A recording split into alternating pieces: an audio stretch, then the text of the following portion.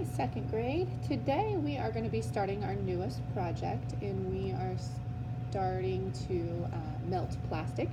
So this year I've collected recycled plastic from teachers and from other people that work in the school. And so we are going to get to melt the plastic to create different things. Right now I'm going to show you the safety procedures with the plastic. To melt, we're going to need something that is really hot. So it is going to be a dangerous heat. The amount of heat that we are going to use to melt the plastic is different compared to whatever the thickness of the plastic is. So we are going to be using a regular iron. This iron is already plugged in and it is getting very warm.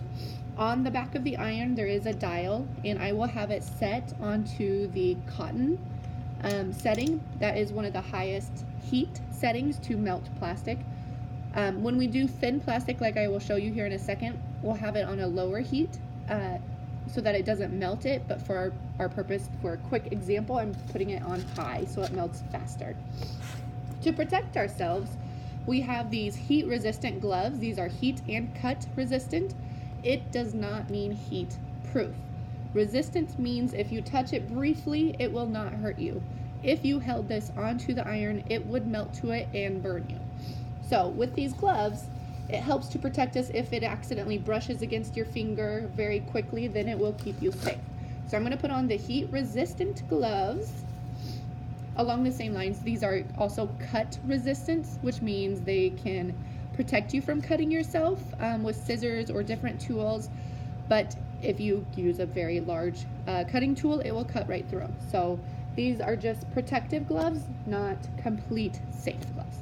So anyway, today we have a, what are these? Protein mixing container to melt onto. And we are using old tablecloths, the plastic table covers, and I'm gonna melt this on here. Now, if we use plastic and a heat source, the plastic will melt to the iron. So what we have to do is put a protectant layer in between. So what we're using is called parchment paper.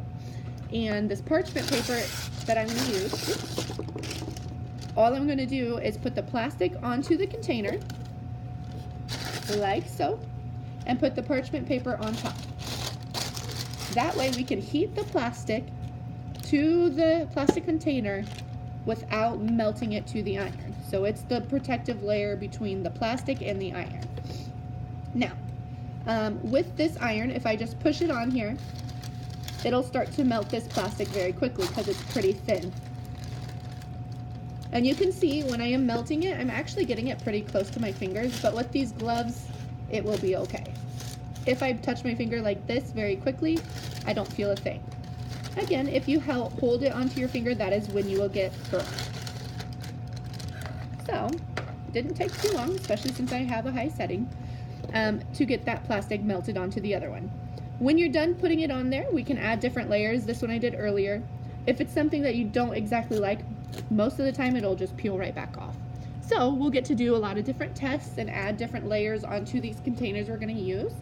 But I believe that is all I need to tell you with the safety features. So again, heat protective gloves. Those are to keep you safe from brushing against your hand. This is not to keep you safe if the iron is held onto your hand. If that happens, you are not allowed to use an iron again. There's no excuses, especially since you've seen this video, especially since every single time we get the iron out, we'll talk about the heat resistant gloves and talk about the safety procedures with it. So I'm going to stop the video. Have a great day, guys.